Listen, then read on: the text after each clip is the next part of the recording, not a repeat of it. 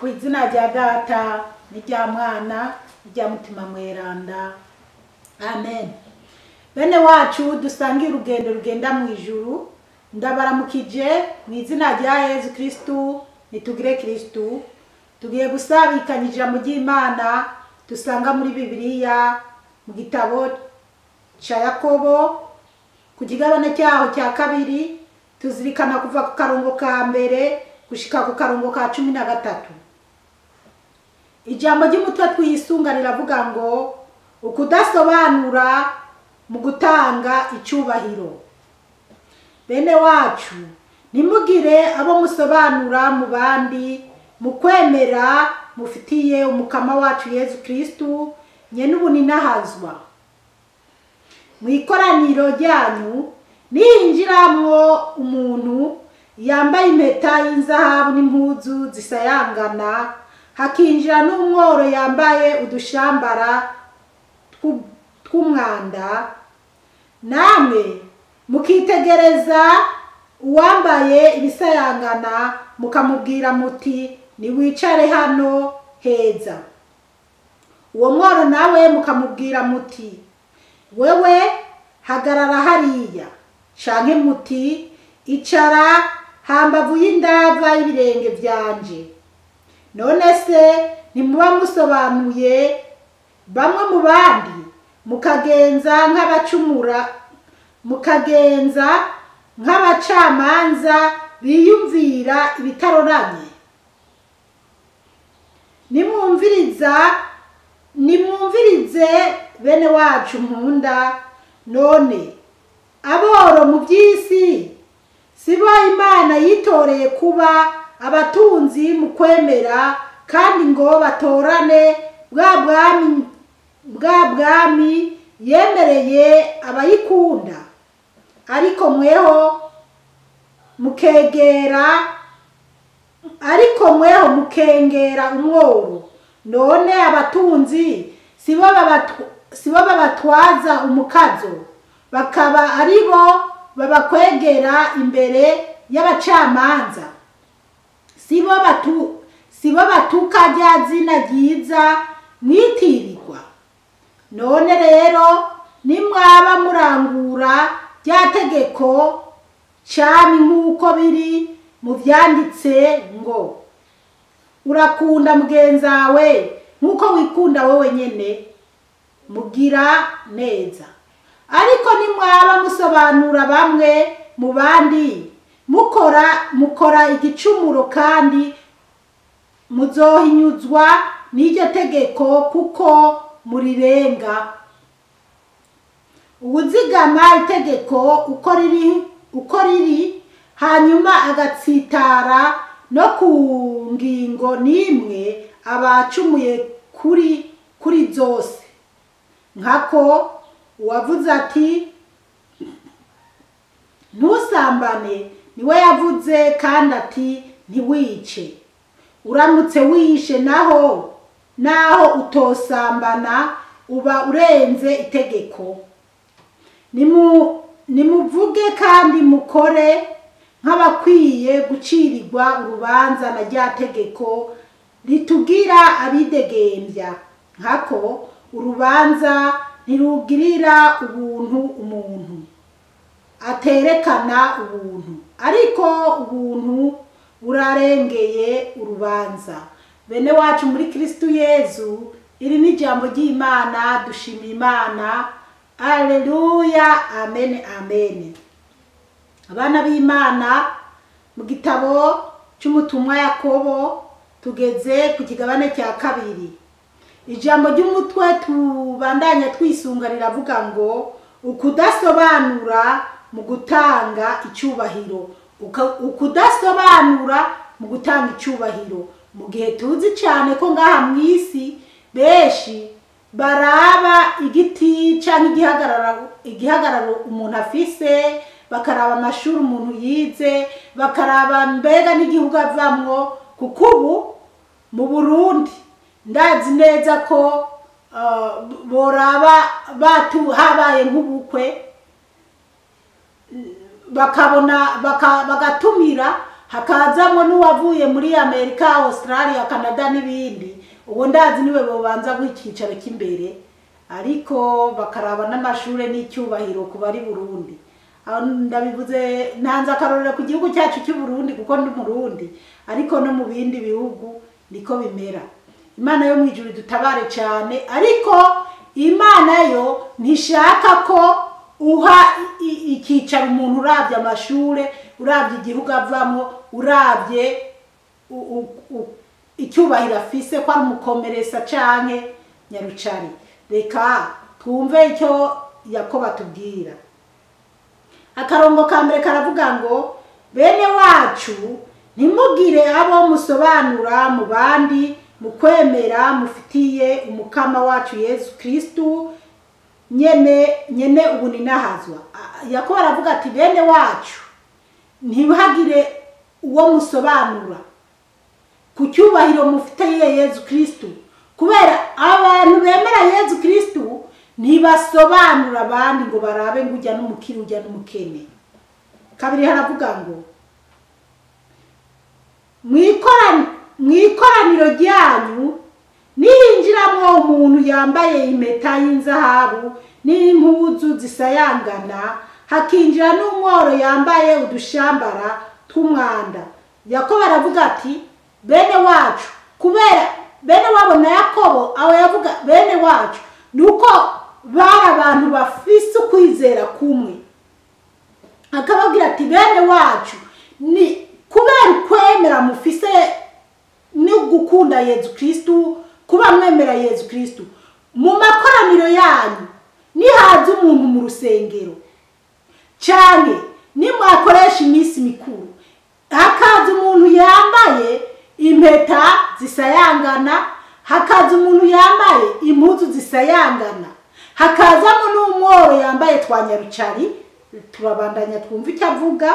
Gatatu aravuga ngo namwe mukitegereza uwambaye ibisayangana, ngo natwe tukitegereza uwambaye ibisayangana, mukamubwira muti, tukabwira uwo yambaye ibisayangana twumve, niwicare hano heza. Imana yo mwijuru dutabare cyane, iduhe gutahura cyane. Yakobo ariko aratubwira ngo twabonye umuntu yambaye ibisayangana, yambaye neza. Ubuho rero ubu unya abantu iki gihe uwaba yambaye neza yaba yambaye ibisayangana, yambaye ibisayangana n'impeta z'inzahabu kandi yaba yikwije. Ariko ubuho murazi ko abantu baca baraba bambaye utumini, bagende amatako bayatwari hejuru, ibintu nk'ibyo. Uwo mwana nawe mukamubwira muti, babwiye wa niwicare hano heza, bamuhamagaye yicaye heza, umwe yambaye ibisayangano na umworo nawe bamubwiye ngo uwo mworo nawe mukamubwira muti wewe hagarara hariya. Umworo yambaye udushambara atambaye neza bamubwiye ngo genda uhagarare hariya kugira nibanywa impeke z'umutsama mwiza, imbuzo zisigaye hasi abarize baza guterera umworo. Nibanywa ugwagwa rumeze neza, ubivuzo by'ugwagwa nibyo baza guterera wa mworo. Kera niko nawe arambona tubigenza mu Burundi. Mana yo mwijuru dutabare cyane. Cyane muti icara hambavu y'indava y'ibirenge byanje. Cyane ngo uwo mworo ngo bagaca bamubwira ngo niyicare ngo mu birenge bya mbese yicare hasi nyene akumbagare hasi, yicare hasi abandi bicaye mu madiva ameze neza. Imana yo mwijuru dutabare cyane. Kane none se nimuba musobanuye bamwe mu bandi mukagenza nk'abacamanza biyumvira ibitaroranye, ngo tuba dusobanuye bamwe mu bandi, ngo tuba tugenjeje nk'abacamanza biyumvira ibitaroranye. Buriya abacamanza abatanze kwa karorero, kuko hari abacamanza benshi baca urubanza baravye igihagararo cy'umuntu, baravye umuntu icyari. Aboro benshi baracinyijwa, bakicwa bagatotezwa imfubyi n'abapfakazi. Imana yo mu ijuru dutabare cyane. Rero Yakobo araduhanura, nanje ndakubwiye rero, wowe wizera Yezu Kristu, wowe wumva icyo Yezu Kristu akumariye, ntuzobikore nkuko abo bacamanza canke abapagani babigira. Oya, wowe bikore nkuko Yakobo akubwira, ariko araduhanura ko tudakwiye gutoranya abantu mu kubaki ibyicaro, ahubwo bajya boro bashira imbere. Kandi hariho abantu bamaze gutahura by'ukuri ijambo ry'Imana, naho baraba bose bakaba abatajiri mu bukwe bwabo, mu birori byabo, ubona bashira abandi imbere babo.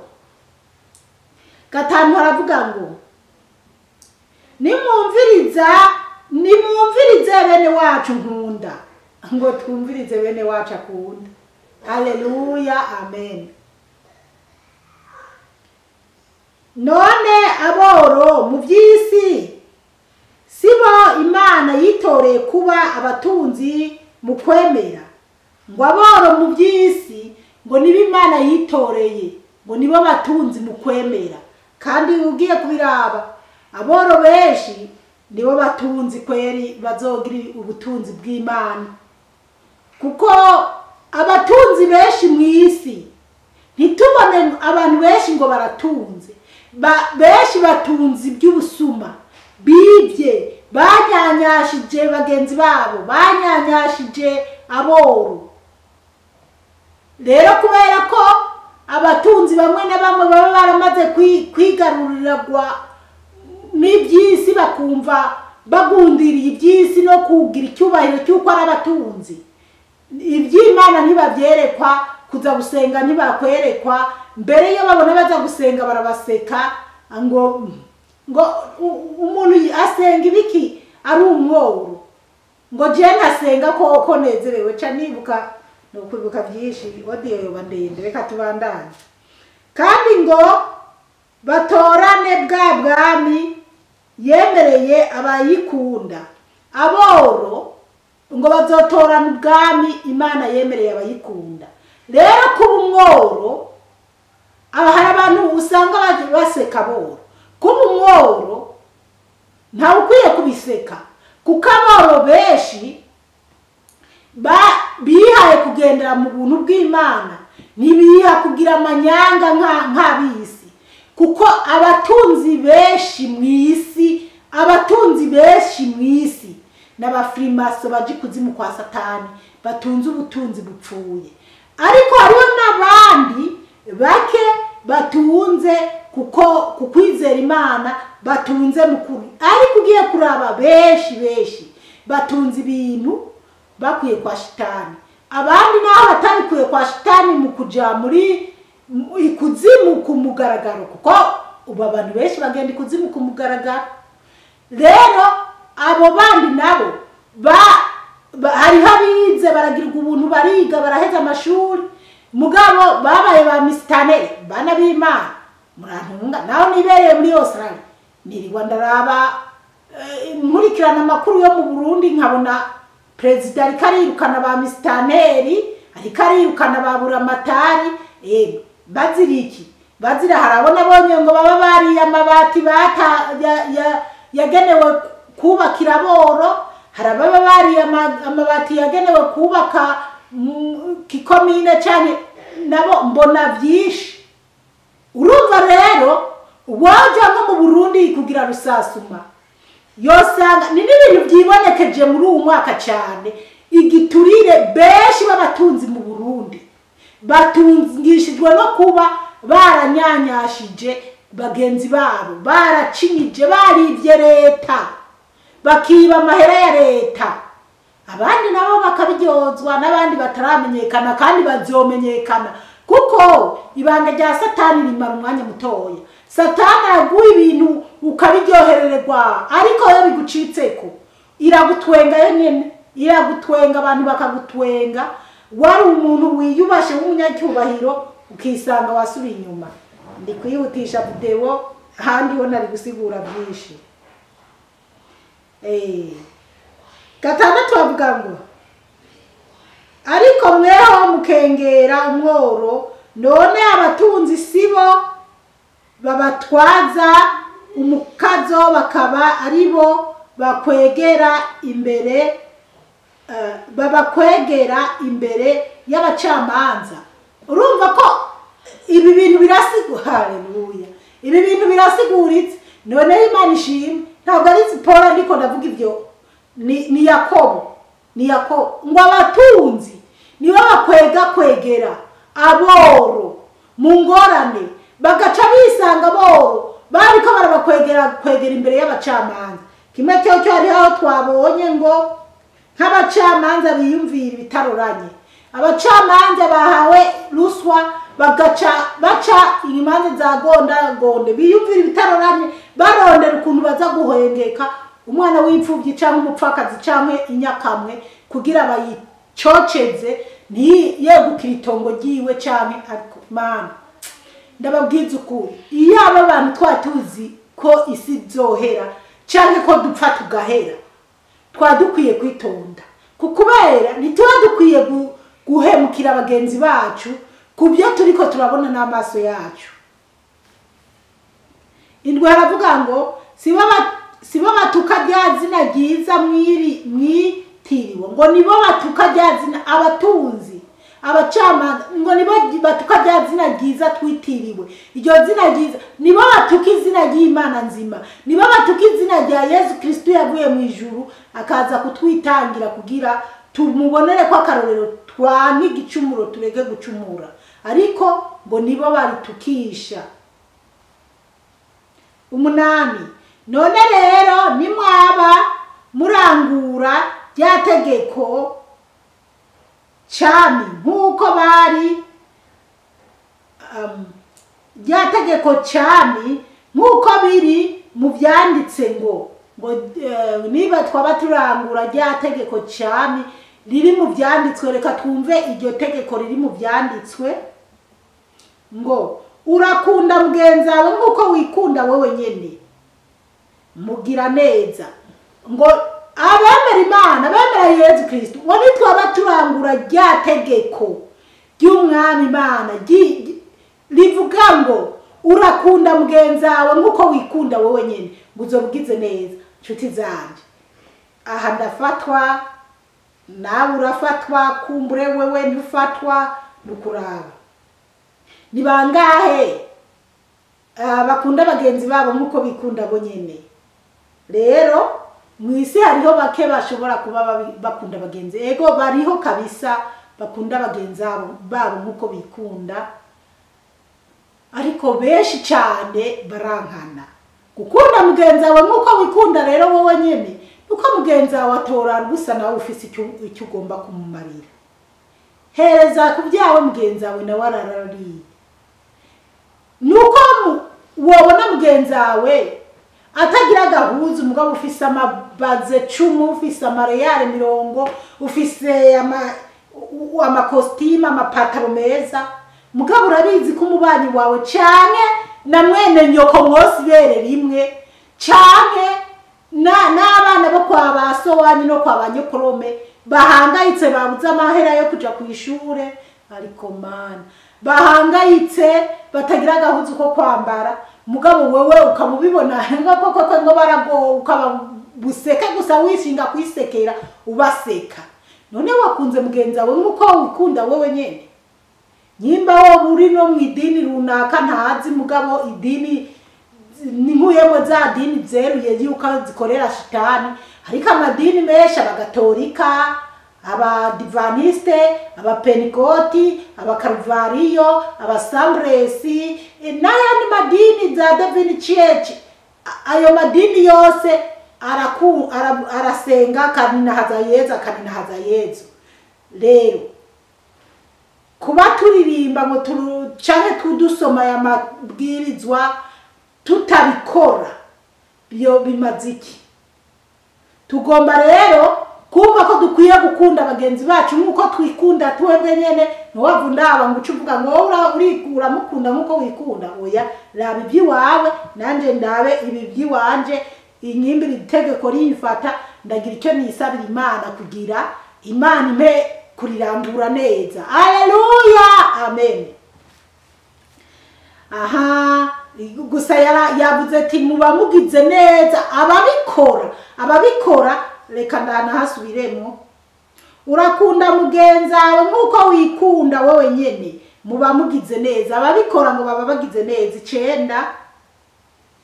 Ariko nimwaba musobanura bamwe mu bandi mukora igicumuro, ngo nimwaba musobanura bamwe mu bandi mukora igicumuro, niwaba iwawe ukoresha pati umunsi mukuru ukiyicarikira baje washitse kuri invitation, baje watumiye bazwi babona kure, abandi baje boro wabonye baje kuvumba n'udukoni n'iki, ntubahe nabo, uragowe ngo ntibibari byiza, ngo muba mucumuye. Kandi muzohinyuzwa n'iryo tegeko kuko murire ngo yo Imana yo mwijuru tutabare cyane, ngo iri tegeko rizoduhinyuza kuko turirenga. 10 haravuga ngo uwuzigama itegeko uko riri hanyuma agatsitara no ku ngingo n'imwe aba acumuye kuri zose.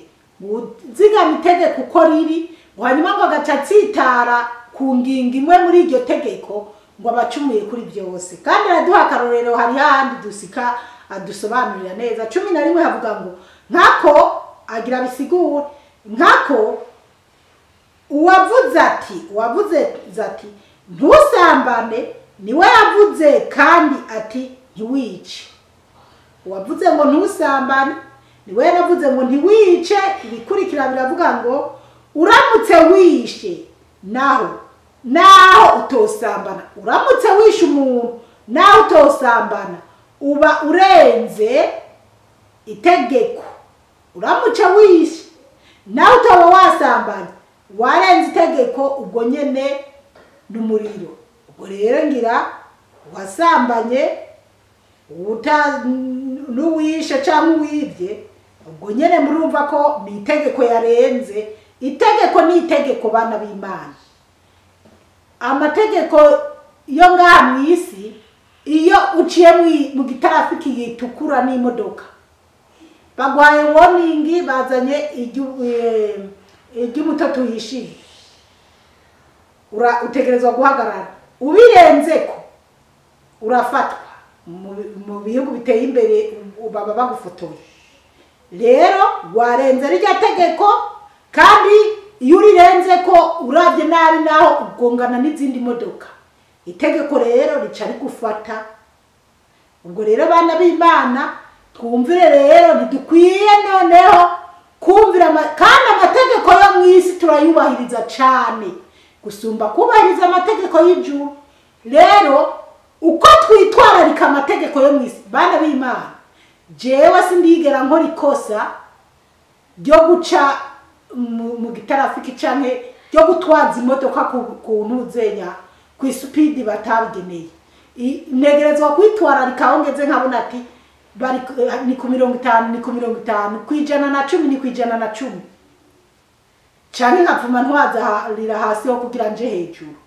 Rero nyimba twitwararika amategeko yo mwisi kuyarenga ko tukaba tuzi ko duhanwa, none kuki tutokwitwararika amategeko y'ijuru yoye tuzi ko igihe cyo guhanwa tuzohanwa ubuzima bwose mu muriro udahera. Hanyuma kandi ni twayitwararika twagendera neza, tuzokwiberaho neza ubuzima bwose bwo mu ijuru. Mugabo ibyo mwisi turabyubahiriza tugusura iby'ijuru. Je rero nobona ati ibyisi naho twobyubahiriza, ariko cyane cyane twitwararika iby'ijuru.